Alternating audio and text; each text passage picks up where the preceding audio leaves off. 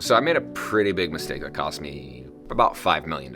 Back in 2019, I was lucky enough to be on Necker Island, which is Richard Branson's island, and I got to talk to him a little bit. And he shared what I'm about to share with you, and I didn't listen to it. And it wasn't because I ignored it or like I went against it. It was just a natural progression of what happened, and it made it so that I lost a lot of money. I want to make it so that you lose as little money as possible, and you can gain as much time as possible. A lot of the times as entrepreneurs, we see the vision, we bring it into the now. The problem with being a visionary is a lot of the times the amount of time you think it's going to take to make something happen is not really true, right? You may think it's going to take 2 years, it's going to actually take 10. Further than this, a lot of the time we also as visionaries want to go help the world and impact the world in a certain way. And so I have entrepreneurs all the time that come to me and they have these wonderful ideas, and I'm like, that's 10 years from now. But they're like, no, like this is next year.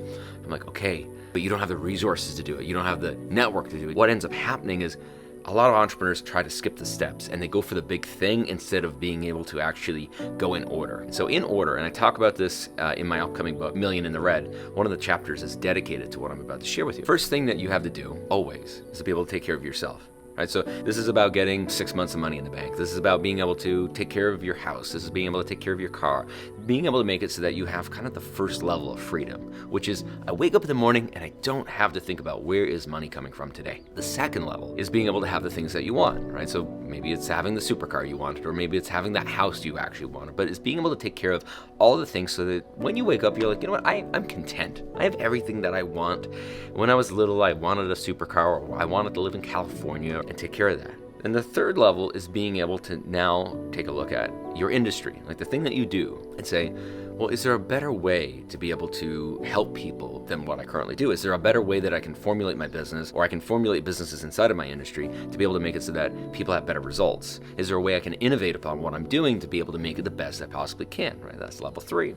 Then from there, we get into level 4, which is more of impacting society as a whole, right? So this is generally the much larger idea, the much grandiose idea, concept that actually is very much needed on the planet, but you need to build your way there. And this can take time, right? It can take time to be able to take care of yourself so that you can go take care of others. But what ends up happening with most entrepreneurs is they want to go and they want to do the big thing before they've done all the steps to be able to achieve the ability and have earned the ability to go for the big thing. So back to losing money. I own a portfolio company and it's doing quite well. But one of the things that I wanted to do in the portfolio company is to go and start acquiring companies versus just taking smaller 5 or 10% investments in companies. That was 100% a mistake. It wasn't a mistake in the fact that it wasn't a good idea.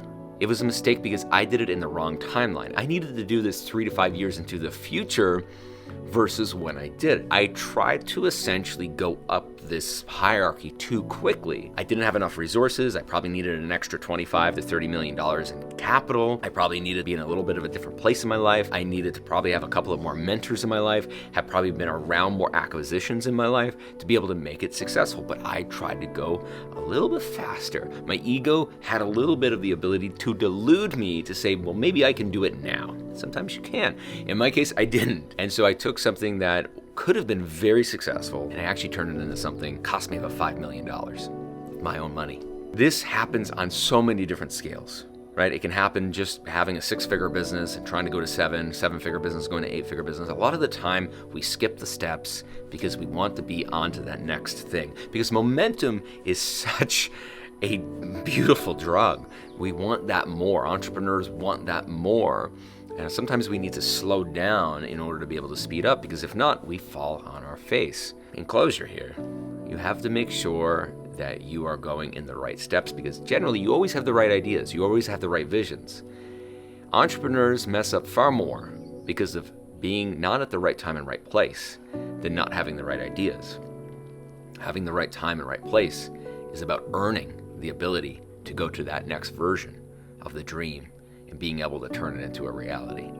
So go a little slower than you want, and when the ego comes in, slow it down, because that's how you get where you want to be right on time.